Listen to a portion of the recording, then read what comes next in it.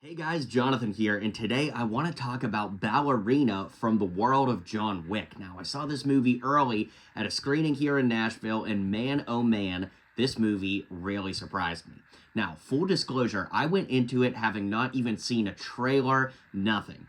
All I know is, Eve's character from John Wick 4, and that's it. So, as I went into the movie, I had heard a lot of things about the production of it and just things that might make you feel a little troubled going in.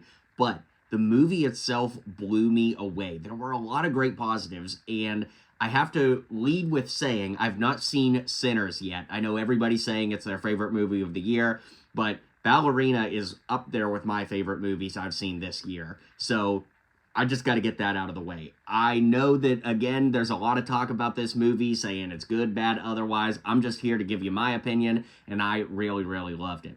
Now, the movie does have some interesting editing and pacing as it goes through, but the action is mind-blowing. It is amazing. So, with that being said, that's all I can say without getting into spoilers, so we're going to talk spoilers now, and here we go.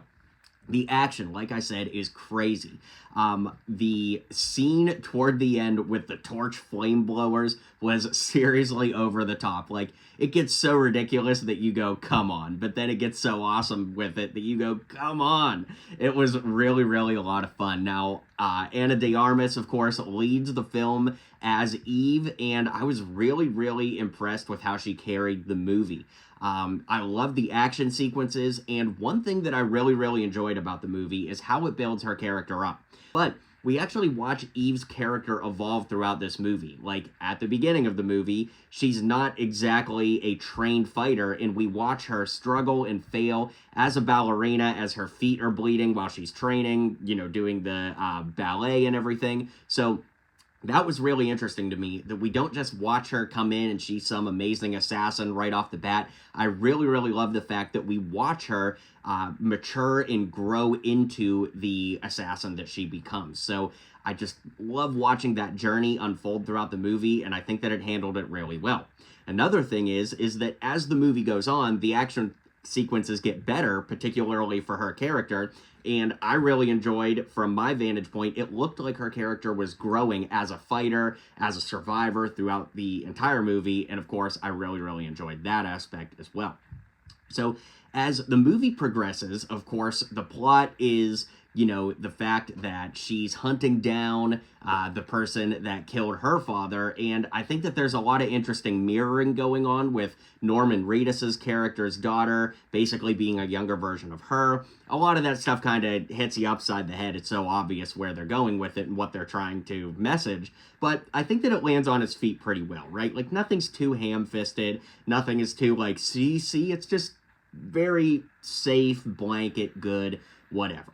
Now, when I say Ballerina is my favorite movie of the year, does that mean it's the best movie of all time? No. Does it mean it's the best movie of this year? Certainly not either. But what I do really like about it is the fact that it exceeded expectations that I went in basically not having any expectations. Again, I heard about the troubled production of the movie. There's lots of info out there if you want to look it up. So I went in thinking, like, oh boy, is this going to be a mess? Is this going to be jumbled together? But the action is really what you go for. So as we kind of round the bases for home here, I'm not telling you that this is a phenomenal movie, like absolute cinema or anything like that. Truthfully, it's not. But it's a great time at the theater with crazy action. Some of the things they do with grenades and explosions, and just the way that all the characters, particularly Eve, of course, being our main character, uses her environment to fight is really, really fun. And again, I just love watching her character develop throughout the movie as a fighter. Of course, Keanu Reeves coming back as John Wick, it makes a lot of sense because this movie takes place before John Wick 4, of course. So it's a way to bring him back without, like, undoing his death in John Wick 4. So that was creative. Of course, he steals every single scene he's in. And yeah, I just thoroughly enjoyed the movie. Again, is it the greatest movie you're ever going to see? No.